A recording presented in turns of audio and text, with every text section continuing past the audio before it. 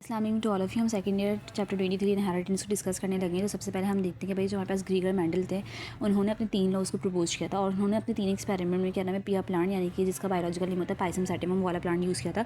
लेकिन उनको यही वाला प्लांट यूज़ करने की क्या नीड थी, तो ये फॉलोइंग फेवरेबल कंडीशन की वजह से उन्होंने इस प्लांट्स को यूज़ किया था। मैं आपको 6 रीजंस बताऊंगी कि उन्होंने पिया प्लांट को यानी कि पाइसम सैटिवम को क्यों यूज़ किया था अपने एक्सपेरिमेंट्स के अंदर। ठीक है, मैं इसको जूम इन कर लेती हूँ थोड़ा सा। वाई मेंडल सेलेक्ट पिया प्लांट फॉर इज एक्सपेरिमेंट, उसने क्यों चूज़ किया था? भाई पिया प्लांट के पास फॉलोइंग फेवरेबल कैरेक्टरिस्टिक थी, इसलिए इसने इसको चूज़ किया क्योंकि इजीली कल्टीवेट किया जा सकता है किसी भी पॉट में, यानी आप किसी भी गमले में इसको लगा सकते हैं। These plants can be easily cultivated in any pot और इन फील्ड। ठीक है ना, पिया plants have the following favourable characteristic, these plants can be cultivated easily. ये प्लांट्स को आप इजीली कल्टीवेट कर सकते हो किसी भी पॉट में या फिर फील्ड में।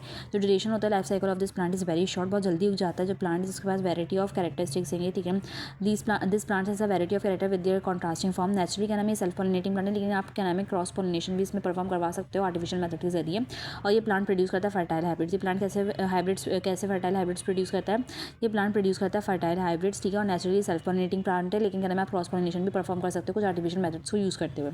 ये प्लांट के पास होता है contrasting this plant as a variety of character, बहुत सारे कैरेक्टर्स होते हैं। आपको पता है मेंडल ने क्या नाम है पूरे के पूरे 7 कैरेक्टर्स में स्टडी किया था। हाइट ऑफ प्लांट इसमें टॉल आ जाता है, डॉर्फ आ जाता है, कलर ऑफ सीड जो कि येलो और ग्रीन।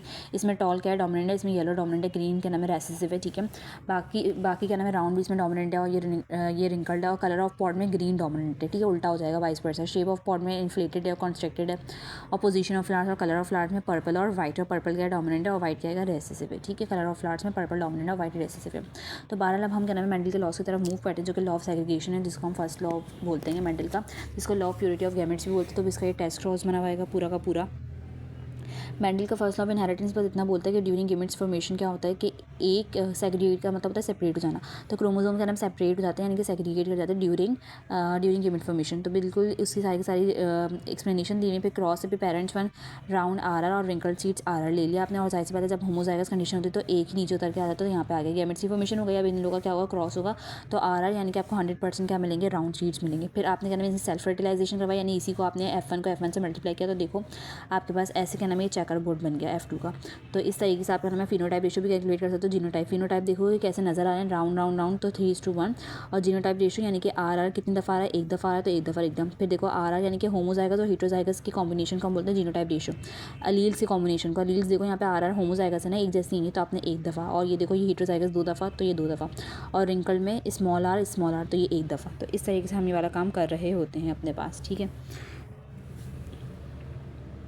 अब उसके पास हमारे पास है law of independent of assortment. ठीक है, law of independent assortment second law है। ठीक है, इसमें जो आपने क्या नाम है जो हमने क्रॉस किया था ना, ये मोनोहाइब्रिड क्रॉस था, यानी कि हमने एक ट्रेट को डिस्कस किया था। इसमें जो लॉ ऑफ इंडिपेंडेंट असॉर्टमेंट में क्या नाम है हमारे पास डायहाइब्रिड क्रॉस की एग्जाम्पल है। ठीक है, तो इस क्रॉस को हम देखते हैं। तो इसमें parents one tall round seed, यानी इन्होंने क्या नाम है हाइट वाला कैरेक्टर ले लिया, और क्या नाम है सीड के शेप वाला कैरेक्टर ले लिया। इसमें टी आ रहा, तो जाहिर सी बात है सेम से मैंने बताया था होमोजाइगस से हमेशा एक ही नीचे उतरता है, कैपिटल टी से एक उतरा, आर से एक उतरा, और इसमें भी एक उतरा, दोनों की क्रॉस हुआ, तो आपके पास 100% टॉल राउंड होगा। सेल्फ फर्टिलाइजेशन होगा, यानी कि F1 जनरेशन को, यानी फर्स्ट फिलहाल जनरेशन को आपने उससे मल्टीप्लाई किया, तो आपके पास इस तरीके से फॉर्मेशन होगी। देखो यहाँ पे गैमेट्स की फॉर्मेशन इस तरीके से होगी कि पहले आप टी को स्मॉल आर और कैपिटल आर दोनों से मल्टीप्लाई करो, फिर स्मॉल टी को भी दोनों से करो। जब मैंने टी को आर से किया तो टी आर आ जाएगा, जब टी को आर से करूँगी तो स्मॉल टी आर आ जाएगा, फिर इस रिमेनिंग स्मॉल टी को मैं क्या करूँगी आर से भी करूँगी तो टी आर आ जाएगा, और फिर टी आर आ जाएगा। इस तरीके से करें तो आपके पास गैमेट्स की फॉर्मेशन हो जाएगी, 8 हो जाएंगे। तो आपको बताएगा 4 और 4 16, तो आपके पास 16 का नाम है चेकर बोर्ड में बनेंगे इस तरीके से। और इस तरीके से आप फिनोटाइप रेशियो भी कैलकुलेट कर सकते हो, और यहाँ पास जीनोटाइप रेशियो।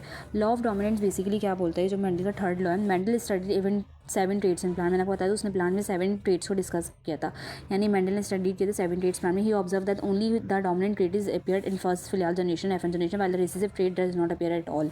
मतलब ये बताया मेंडल ने स्टडी किए थे 7 ट्रेड्स में प्लांट्स में, और उसने कहा था कि जो डोमिनेंट कैरेक्टर होता है जो डोमिनेंट ट्रेड होता है वही अपीयर होता है फर्स्ट फिलहाल जनरेशन में, और बाकी जो रिसेसिव होता है वो क्या नाम है नहीं अपीयर होता, वो अपने आप को मार्क्स करता है, यानी कि छुपा देता है, और ये डोमिनेंट हो जाता है, ये क्या नाम है एक्सप्रेस हो जाता है। On the basis of this observation, उसके ऑब्जर्वेशन के मुताबिक ही drive the law of dominance and drive करता है law of dominance, the law of segregation, the law of independent assortment up to the F1 generation are considered as the law of dominance. यानी कि बच्चों F1 generation से ऊपर, यानी कि जो आपके पास लॉ ऑफ इंडिपेंडेंट असॉर्टमेंट है, ठीक है, ये तो लॉ ऑफ सेग्रीगेशन है, तो ये F1 तक है, ये जो पूरा का पूरा लॉ है ना, ये लॉ ऑफ डोमिनेंस कहलाएगा। इसके बाद करना ये लॉ ऑफ डोमिनेंस नहीं कहलाएगा। सेल्फ फर्टिलाइजेशन से पहले जो भी हुआ वो लॉ ऑफ डोमिनेंस के अंदर ही काउंट होगा। स्टेटमेंट क्या है? In hybrids of F1 regeneration, in hybrids of F1 generation only one character is express, this character is called dominant. जो करेक्टर एक्सप्रेस होगा वो डोमिनेंट, और जो मार्क्स हो जाए उसको हम बोलते हैं रिसेसिव, ठीक है। अब क्या नाम है, टेस्ट क्रॉस क्या होता है? टेस्ट क्रॉस की डेफिनेशन देखो, cross in which a phenotypically dominant individual is fertilized with the homozygous recessive individual is called test cross. उसको हम टेस्ट क्रॉस बोलते हैं। इसकी सिग्निफिकेंस क्या होती है? फिर क्या नाम है आपके पास, केस 1 है, phenotypically dominant individual is homozygous tall. Homozygous tall का मतलब है कैपिटल टी। तो देखो इस तरीके से होगा, मतलब जब आपके पास सेम अलील की फॉर्म है, तो देखो आपके पास सेम अलील है ना, तो एक ही नीचे उतर के आ जाएगा, एक ही नीचे उतर के एक ना एक्स्ट्रा बन गया, फिर इनका 100% टॉल। अब देखो हेटेरोजाइगस टॉल में क्या होगा कि TT और TT, तो यहाँ पे देखो, यहाँ पे जाहिर सी दो गैमेट्स की फॉर्मेशन होगी अलग अलग, और यहाँ पे एक ही आएगा, ठीक है। तो अब बेसिकली क्या होगा कि इसमें कैसे फॉर्मेशन होगी, यहाँ पे ऐसी फॉर्मेशन होगी TT और TT। तो यहाँ पे टॉल प्लांट्स होंगे 50% और यहाँ पे डार्क प्लांट्स होंगे 50%।